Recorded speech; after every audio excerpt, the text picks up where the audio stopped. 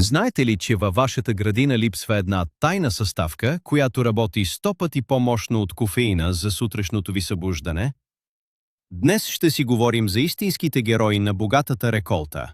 Обещавам ви, че до края на това видео ще научите трик, който ще накара вашите зеленчуци буквално да преливат от лехите. Много хора си мислят, че тайната на големите домати и хрупкавите краставици се крие в скъпите химически торове. Но истината е съвсем различна и напълно безплатна. Ще ви разкрия как да превърнете двора си в истински магнит за пчели и земни пчели. И ето ви една провокация за начало. Най-хубавата градина не е най-подредената. Всъщност, перфектно окосената трева може да убива вашата реколта. Съгласни ли сте с мен или смятате, че греша? Напишете ми вашето мнение долу в коментарите, а ние започваме. Преди да преминем към практическите стъпки, нека се върнем малко назад във времето и да разберем защо изобщо си говорим за това. Опрашването е древен процес на милиони години. Без него растенията не могат да създадат плод. В миналото природата е била в перфектен баланс и насекомите са вършили тази работа неуморно. Днес обаче ситуацията е различна. Заради масовото строителство и използването на тежки химикали, популацията на полезните опрашители драстично намалява. Земните пчели, които са големи, пухкави и изглеждат малко тромави, всъщност са истински машини за опрашване. Те могат да летят в по-студено време и използват специална техника на вибриране, за да извлекат прашеца. Нашата цел днес е да върнем този изгубен баланс във вашия личен двор. Нека започнем с най-голямата тайна за вашата градина и онова странно сравнение с кофеина. Представете си как се чувствате сутрин преди първата си чаша кафе. Вероятно сте малко бавни и без енергия. Растенията ви се чувстват по абсолютно същия начин, когато в градината няма опрашители. Много хора смятат, че изкуствените торове и химическите стимуланти са истинският енергиен заряд за един богат и обилен добив. Това е един огромен мит. Истината е, че опрашването от пчели и земни пчели е в 100 пъти по-мощно от всеки химически кофеин за растенията. Без тях, дори най-натореното растение ще стои безплодно. Да вземем за ярък пример обикновените градински домати. Можете да им давате най-добрата почва и вода на света, но ако едно малко пухкаво насекомо не кацне на цвета им, вие просто няма да имате реколта. Земните пчели създават специални вибрации с крилата си.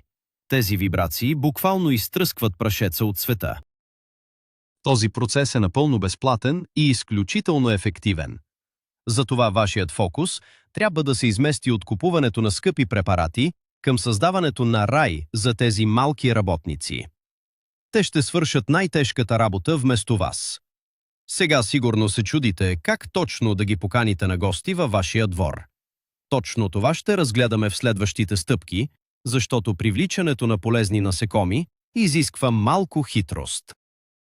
Втората важна стъпка е да разберете магията на цветовете. Пчелите не виждат света по същия начин, по който го виждаме ние. За тях светът е една съвсем различна палитра. Често срещан мит е, че всяко ярко цвете е привлекателно за тях. Всъщност, те не виждат червения цвят добре. За тях червеното изглежда като тъмно сиво или черно. Ако насадите само червени рози във вашия двор, вие създавате невидима градина за тези важни насекоми. Техните любими цветове са синьо, лилаво, бяло и жълто. За ярък пример можем да вземем лавандулата. Нейните наситени лилави цветове са като огромен неонов светещ надпис, който крещи на насекомите, че тук има вкусна храна. Слънчогледите също са истински магнит заради яркото си жълто сияние. Затова, когато планирате лесното зацветяване на градината, избирайте растения в тези гами. Засадете пореч, ехинацея или невен покрай вашите зеленчукови лехи. Тези цветни петна ще служат като пътеводна светлина.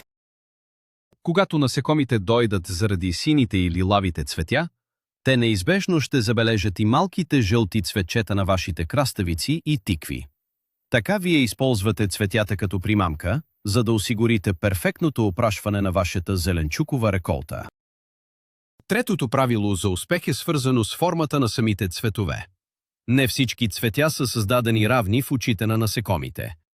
Има един мит, че сложните кичести цветове с многобройни листенца са най-добрият избор. Истината е точно обратната. Тези сложни хибриди може да радват човешкото око, но за пчелата те са като затворен сейф без ключ. Те имат твърде много листенца и често не произвеждат никакъв нектар. За да ги привлечете лесно и ефективно, трябва да предлагате цветя с отворена и проста форма. Един прекрасен пример са маргаритките и лайката. Тяхната форма е като широка площадка за кацане, удобна дори за най-уморените опрашители. Земните пчели от друга страна имат по-дълги езичета. Те обожават камбановидни или тръбни цветове. Растения като напръсник или обикновена мента са техни фаворити. Затова е важно да имате разнообразие от форми. Широки и плоски цветове за обикновените пчели и дълбоки тръбести цветове за техните пухкави братовчеди. Когато осигурите такова богато меню от форми, вие гарантирате, че нито едно полезно насекомо няма да си тръгне гладно от вашия двор. Това е ключът към едно наистина живо и продуктивно пространство. Сега да поговорим за времето на цъфтеж. Това е четвъртият критичен елемент за богатата реколта. Една от най-големите грешки, които градинарите правят, е да имат градина, която цъфти бурно само през лятото. Това е все едно да отворите ресторант само за един месец в годината, а през останалото време да оставите клиентите си да гладуват. Насекомите се събуждат рано на пролет и работят до късна есен. За да ги задържите при себе си, трябва да им предложите стратегия за непрекъснат цъфтеж. Ето един нагледен пример. Засадете минзухари и кукичета, за да нахраните ранните гости през март и април. Това е моментът, когато те са най-гладни и слаби след дългата зима. За лятото имате огромен избор от билки и зеленчуци, но не забравяйте есента. Засадете есенни астри и хризантеми с прости цветове. Те ще осигурят последния енергиен запас преди зимния сън. Когато създадете този непрекъснат конвейер от храна, пчелите ще запомнят вашия адрес. Те ще знаят, че вашата територия е надежден източник на храна и ще се връщат всеки ден. А това означава само едно – непрестанно и ефективно опрашване за вашите домати, пипер и плодни дръвчета от ранна пролет до късна есен. Петият елемент, който ще разгледаме, е често пренебрегван. Това е водата. Да, насекомите също ожадняват, особено в горещите летни дни. Но тук има един опасен мит. Много хора смятат, че дълбоките езера или класическите поилки за птици са подходящи за тях. Истината е, че пчелите не могат да плуват. Дълбоката вода е смъртоносен капан за тях. За да създадете безопасна среда, трябва да им направите специална плитка баня. Начинът за лесно приготвяне на такава поилка е много прост. Вземете една плитка чиния от саксия. Напълнете я с малки камъчета, чакъл или стъклени топчета. След това налейте малко прясна вода, но така, че върховете на камъчетата да останат сухи над водата. Точно това е брилянтният пример за безопасна зона за кацане. Насекомото каца върху сухото камъче и безопасно отпива от водата, без риск да се удави. Поставете тази чиния на слънчево и закътано място във вашата зеленчукова градина. Сменяйте водата на всеки няколко дни, за да не завъдите комари. Този малък жест ще превърне двора ви в истински 5-звезден хотел за опрашители. Когато знаят, че при вас има сигурна храна и безопасна вода, те никога няма да ви напуснат. Шестата тайна може би ще възмути съседите ви, но ще спаси реколтата ви. Става въпрос за манията по перфектната английска морава. Този гладък, зелен килим без нито едно цвете е абсолютна пустиня за полезните насекоми. Развенчаваме мита, че глухарчетата и детелината са лоши плевели, които трябва да бъдат унищожени на всяка цена. Всъщност, тези малки диви растения са супер храна за земните пчели. Глухарчето е едно от първите цветя, които цъфтят на пролет и предлага изобилие от жизнено важен нектар. Перфектният пример за екологично мислене е да оставите поне една малка част от двора си леко дива. Не косете тревата всяка седмица. Оставете детелината да цъфне. Тези малки бели и розови цветчета са изключително богати на хранителни вещества. Ако не искате целият ви двор да изглежда неподдържан, просто обособете един ъгъл, който да наречете Дива поляна. Това ще бъде вашето тайно оръжие за лесно отглеждане на зеленчуци. Докато съседите ви се борят с липсата на забрас по доматите, вашата малка дива полянка ще привлича хиляди работници, които ще се погрижат за обилния ви добив. Понякога малко хаос в природата носи огромна полза. Седната стъпка е болезнена, но задължителна. Трябва да поговорим за химикалите и пестицидите. Те са невидимите убийци във вашата градина. Съществува опасен мит, че ако пръскате растенията си късно вечерта или използвате слаба доза отрова, насекомите ще останат невредими. Истината е, че дори минимални следи от химически пестициди могат да объркат навигационната система на пчелата. Тя просто няма да може да намери пътя обратно към кошера си и ще загине. За да имате здрава и богата реколта, трябва да преминете към биологични и естествени методи за защита. Добър пример за такова решение е маслото от ним. То е изключително ефективно срещу вредители като листни въшки, но е напълно безопасно за крилатите опрашители, когато се използва правилно. Също така можете да засадите растения защитници. Невенът и тагетесът отделят естествени аромати, които прогонват лошите боболечки от вашите домати, но в същото време привличат добрите. Природата вече е измислила начини за защита на растенията. Нашата задача е просто да ги използваме, вместо да тровим почвата и въздуха. Без химия, градината ви ще бъде жива и изпълнена с полезно бръмчене. Осмото правило е насочено специално към земните пчели. Те са малко по-различни от медоносните си братовчеди, когато става въпрос за жилище. Медоносните живеят в големи кошери, които хората строят за тях. Но къде спят пухкавите земни опрашители? Тук развенчаваме мита, че всички бръмчащи насекоми имат нужда от дървен кошер. Земните пчели обичат да гнездят в земята. Те търсят изоставени дупки от мишки, кухини под стари корени или купчини сухи листа. За да ги привлечете и задържите, трябва да им осигурите подслон. Прекрасен пример за лесно създаване на такова убежище е да оставите купчина клонки и листа в някой тих и сенчест ъгъл на градината. Не бързайте да почиствате абсолютно всяко сухо листо през есента. Оставете малко от природата да свърши своята работа. Под тези купчини земните царици ще намерят безопасно място да презимуват. Когато пролета пукне, те ще се събудят директно във вашия двор, готови да опрашват вашите ранни ягоди и череши. Този малък неподреден ъгъл ще ви се отплати хилядократно през лятото, когато видите колко много цвят се е превърнал в федър и вкусен плод. Деветата стъпка е изграждането на хотел за насекоми. Освен земните пчели, съществуват и хиляди видове самотни диви пчели. Те не произвеждат мед и не живеят в големи колонии, но са сред най-ефективните опрашители на планетата. Тези самотници търсят малки дупчици в дървесината, за да снесат своите яйца. За да им помогнете, можете да създадете истински луксозен хотел за тях.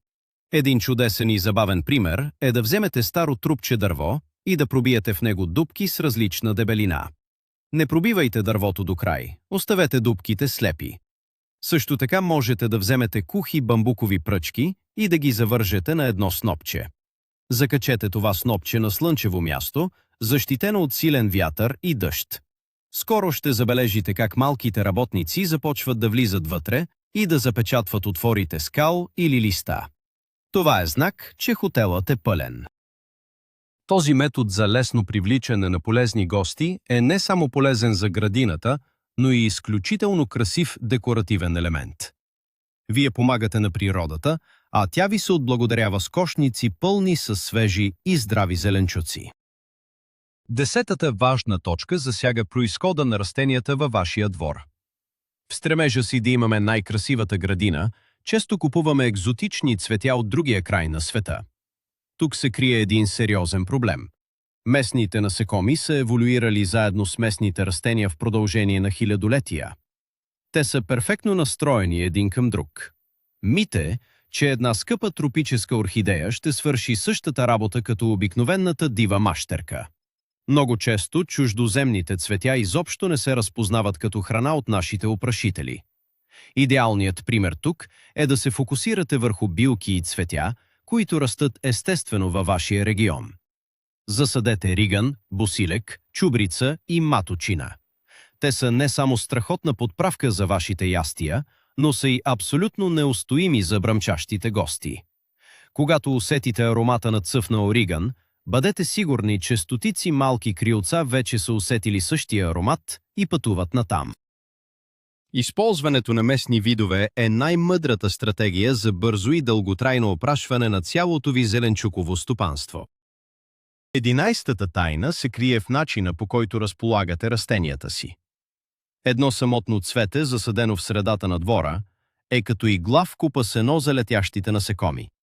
Те обичат да пестят енергията си и предпочитат да събират нектар от едно голямо място, вместо да летят километри за отделни цветчета.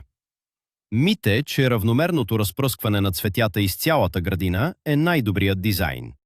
Правилният подход е да засаждате цветята на големи групи или блокове. Ето ви един практически пример. Вместо да сложите един корен лавандула тук и един там, направете цяла редица от 5 или 6 растения едно до друго. Това създава огромно цветно и ароматно петно, което се забелязва от голямо разстояние.